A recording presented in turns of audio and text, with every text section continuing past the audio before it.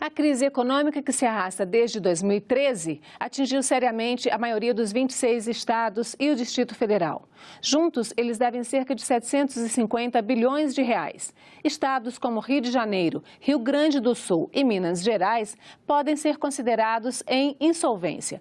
Concessão de subsídios bilionários a empresas, contratação inadequada de pessoal, desvio dos recursos estão entre as causas. Mas como resolver esses problemas em um início de governo? Desta agenda econômica, vamos ouvir Gabriel Leal de Barros, um dos diretores da Instituição Fiscal Independente. Gabriel, muito obrigada pela sua presença aqui na Agenda Econômica. Eu que agradeço, é um prazer. Então, temos governos novos, governadores, presidente da República assumindo em 1º de janeiro. Temos aí toda uma equipe nova, quase todos pegando o Estado em uma situação financeira e administrativa bastante difícil. O que se pode fazer, né? Essa situação já vem há alguns anos. O que se pode fazer, até de imediato, em um começo de governo, para tentar minimizar esse problema e as consequências diretas para a população, que são quase sempre falta de saúde, de educação e de segurança? Bom, o desafio é muito grande porque vários estados, de fato, estão com uma situação bem delicada de solvência, de equilíbrio das suas contas. O perfil ele é um pouco desigual. Quando a gente olha os estados do Sul e do Sudeste, que eles são estados mais idosos, eles têm uma proporção, né, a proporção do gasto com o pessoal, por exemplo, costuma ser mais pesado no gasto com inativos, no gasto previdenciário. É diferente, por exemplo, de estados mais jovens, como no norte do Brasil, que a proporção de gasto com o salário de pessoal ativo é maior.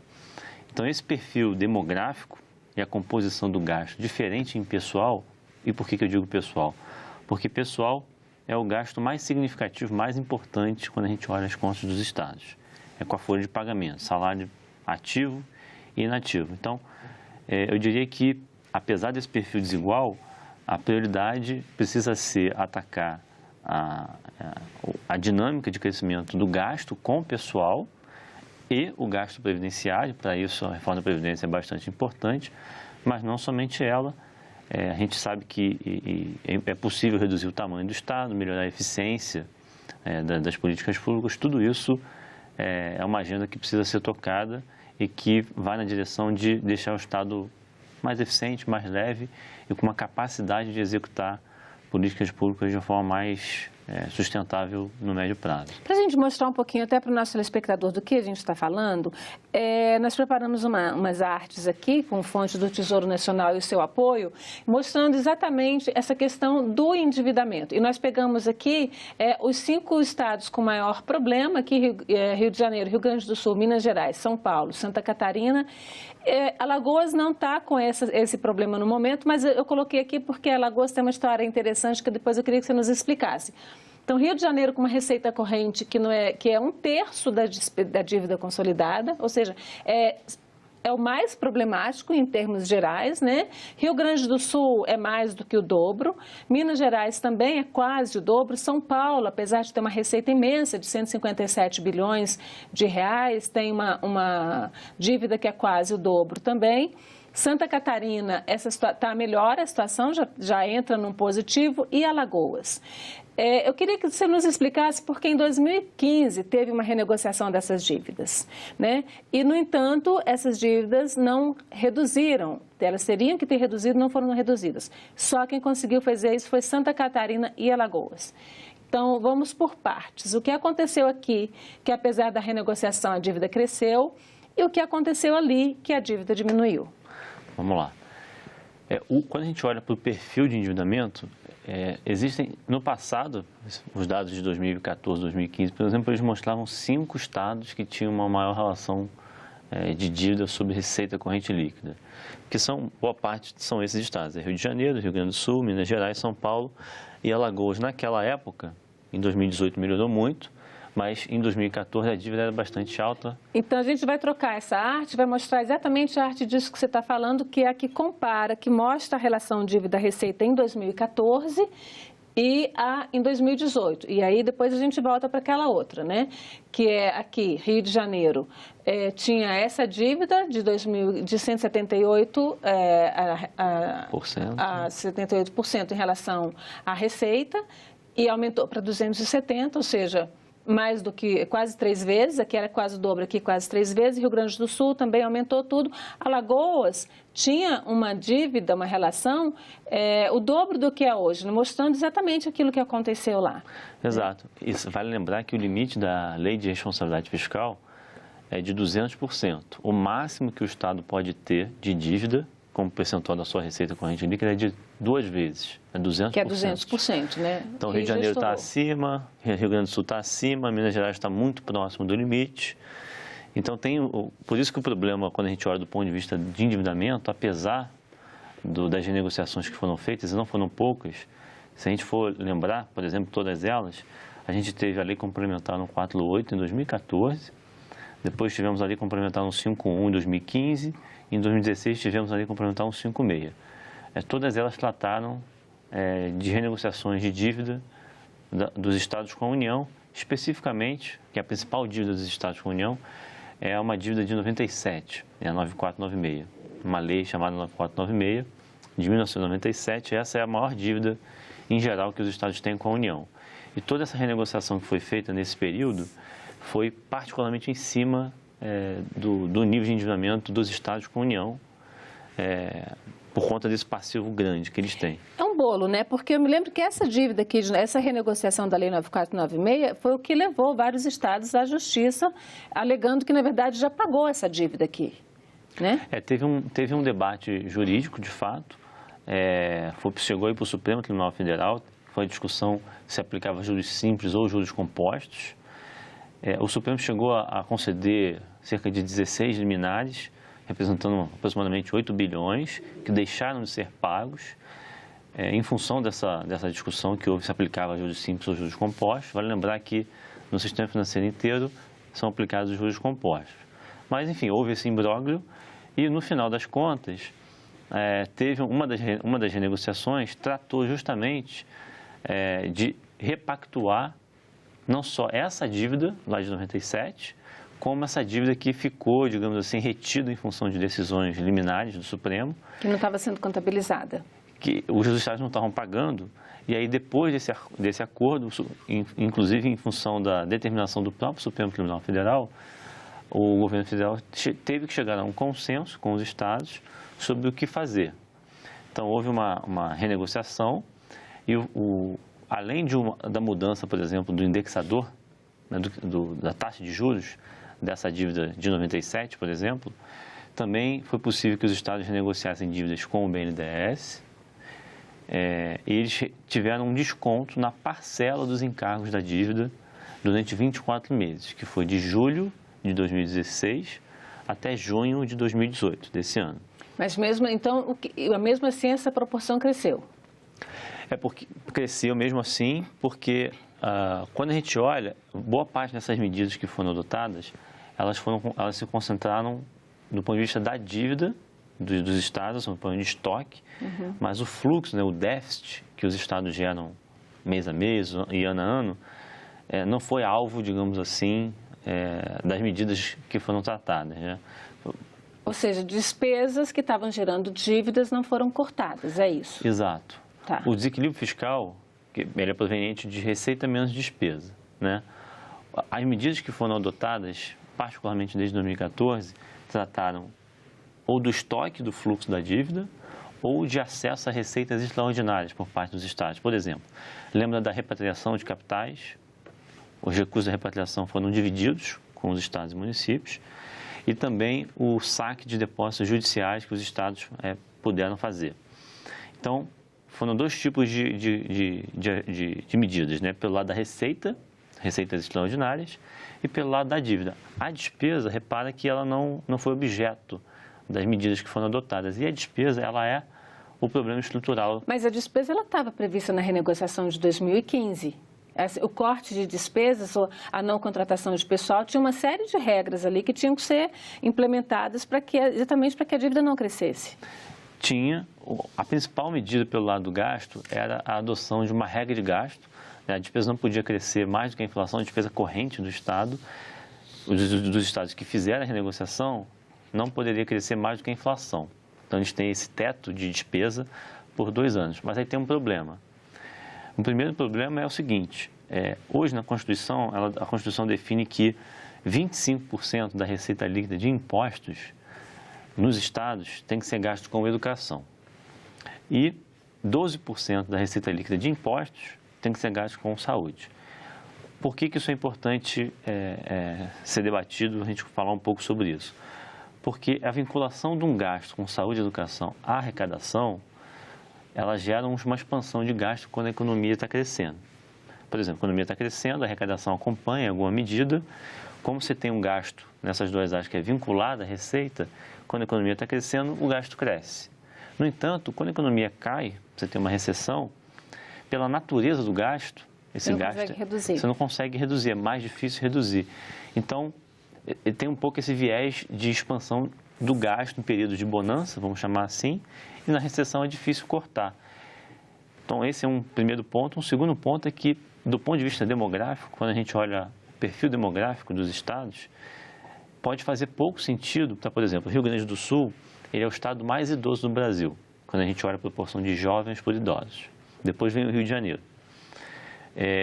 Pode fazer pouco sentido para um estado idoso gastar uma proporção muito elevada, por exemplo, 25% da receita líquida de impostos em educação.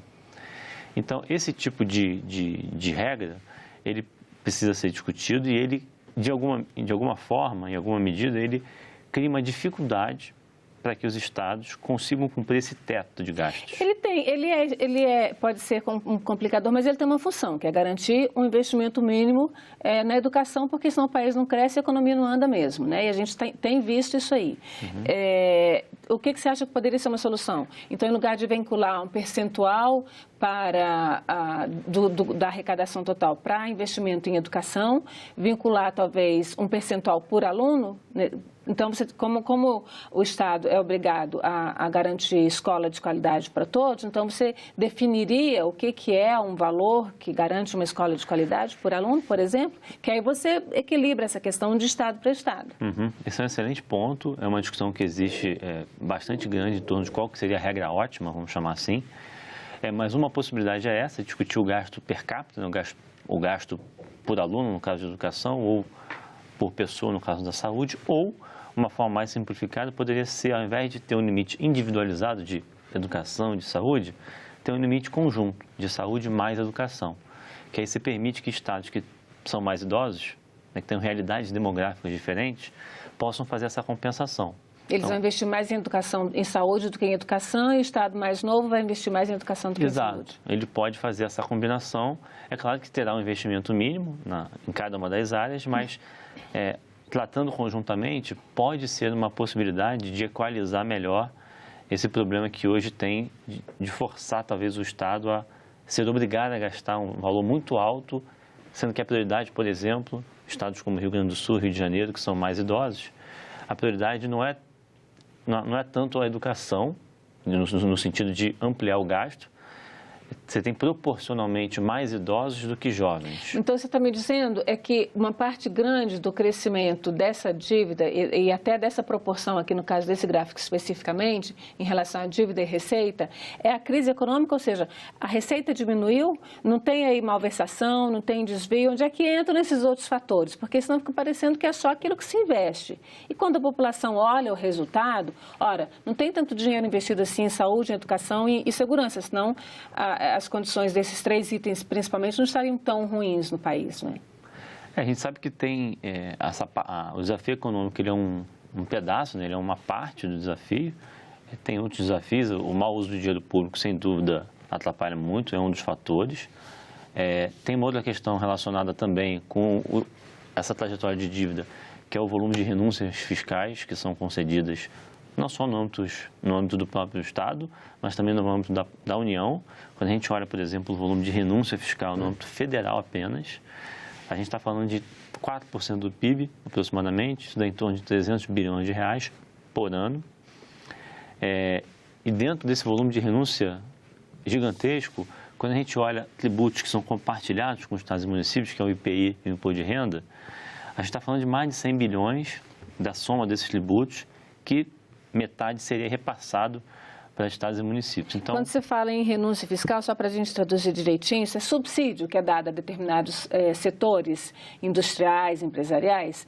Mostra um pouquinho, abre um pouquinho essa conta aí para a gente. Quando a gente olha a composição do que o governo abre mão de receita, é bastante heterogêneo. Tem desde renúncia, por exemplo, do Simples Nacional, que a gente chama, que aí não é um problema especificamente de ter um regime simplificado, não é um problema de incentivar o micro e pequeno empresário, não é isso.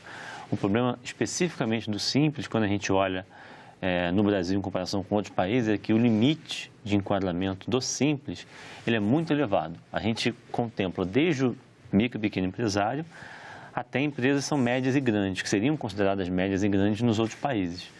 Então, o problema não é o regime simplificado para o pequeno empreendedor, isso existe em praticamente todos os países do mundo. O problema é que o limite de enquadramento do que se considera micro, pequena e média empresa é muito dilatado no Brasil. Então, o Simples por exemplo, é a primeira renúncia fiscal mais relevante quando a gente olha a composição, mas tem outras, por exemplo, tem a Zona Franca de Manaus, tem desoneração da cesta básica, tem deduções do imposto de renda, tem uma série de renúncias em que, por exemplo, pode ser mais eficiente o governo, ao invés de abrir mão da receita, fazer uma transferência direta. Vou dar um exemplo concreto. Tem estudos que mostram que, por exemplo, no caso da cesta básica, pode fazer mais sentido, ao invés do governo desonerar tributos da cesta básica, reduzir impostos, né? Reduzir impostos que incidem sobre a cesta básica.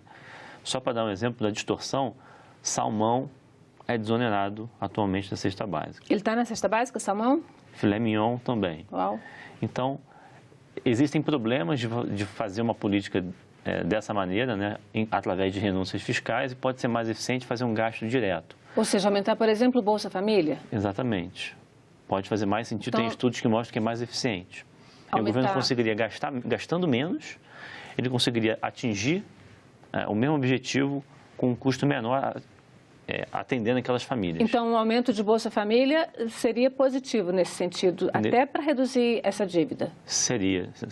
É possível, nesse caso específico, por exemplo, da desoneração da cesta básica, os estudos mostram que, substituindo essa desoneração da cesta básica, pela ampliação do Bolsa Família, é possível continuar atendendo as famílias que realmente precisam com um custo menor.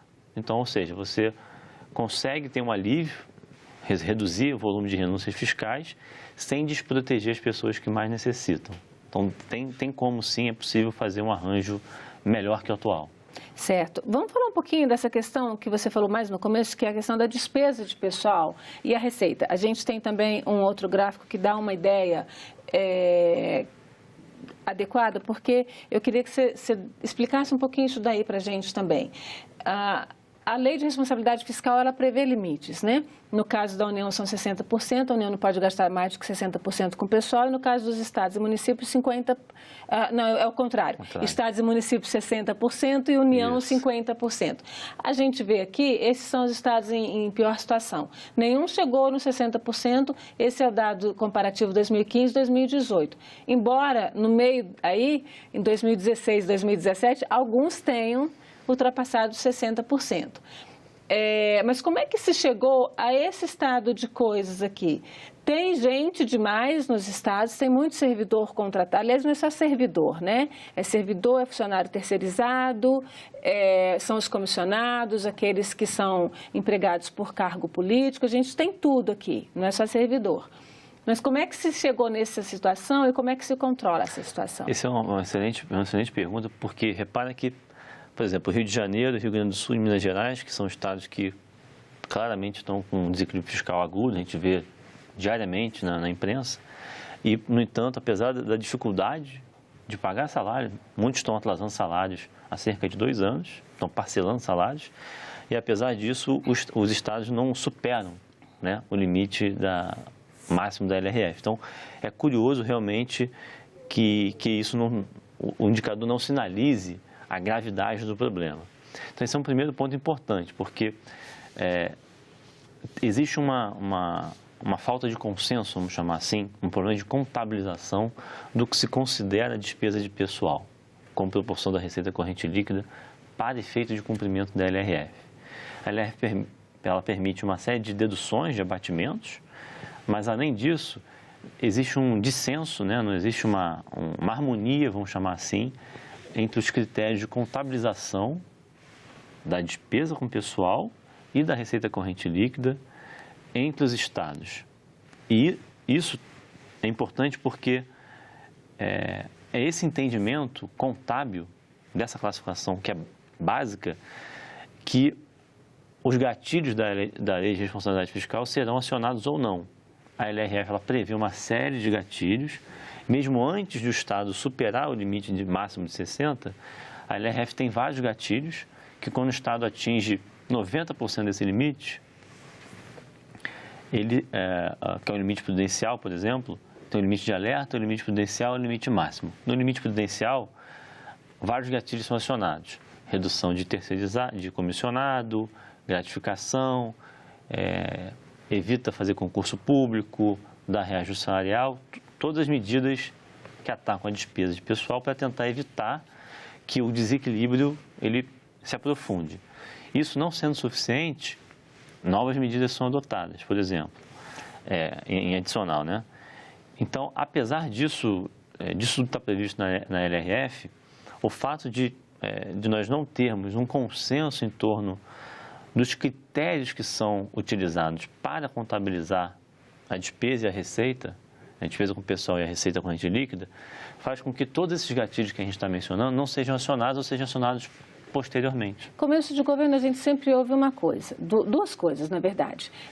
Vou reduzir as secretarias e os ministérios, vou cortar pessoal. E aí, um mês depois, a gente ouve assim, a redução não foi tão grande e uma contratação contínua de pessoal para atender até a injunções políticas do novo governante, dos novos governantes que estão começando.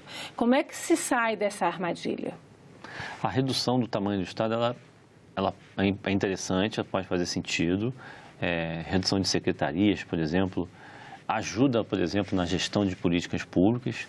Em alguns casos, por exemplo, você tem uma gestão matricial, né, entre as secretarias, você tem uma política que é tocada por mais de uma secretaria, então pode fazer sentido você fazer um enxugamento. No entanto, quando a gente vai ver o tamanho da economia fiscal, ela, em geral, é modesta, ela não é tão significativa assim.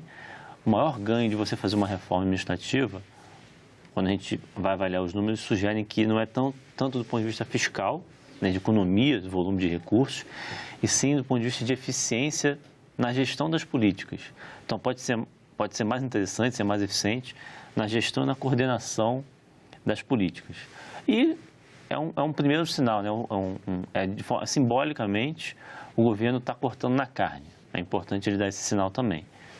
Porém, isso é insuficiente. Quando a gente vai olhar o tamanho do problema, que é estruturalmente pelo lado da despesa, tem espaço para fazer, por exemplo, melhoria dos processos de compras públicas, né?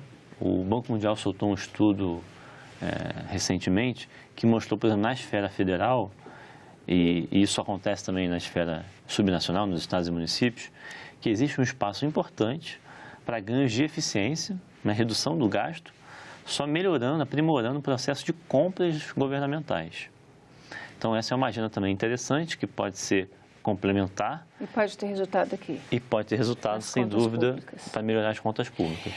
Gabriel, se você tivesse que dar 3 conselhos, se você fosse uma pessoa assim, muito generosa, fosse dar 3 conselhos para os novos governantes eleitos em 2018, empossados em 1º de janeiro de 2019, para organizarem a casa, tanto do ponto de vista das contas, quanto do ponto de vista do resultado do serviço para o cidadão que paga imposto. Quais seriam esses conselhos? Eu diria que, assim, a primeira, a mais importante seria controlar a taxa de crescimento da despesa pública, e aí particularmente de pessoal, o que for possível, se for possível somente no ativo, que seja no ativo, se for no inativo através de uma reforma da Previdência, que os governadores façam, enfim, deem sua contribuição para que a reforma vá adiante. Então, acho que esse é o primeiro ponto importante, que é controlar a trajetória, a velocidade de crescimento do gasto público, particularmente aí da despesa com o pessoal. O segundo ponto importante que eu diria é fazer uma avaliação do custo-benefício das renúncias fiscais. Existem muitas renúncias fiscais que são concedidas também no âmbito subnacional, pelos estados. É importante avaliar qual que é o benefício que essas renúncias estão trazendo para o cidadão.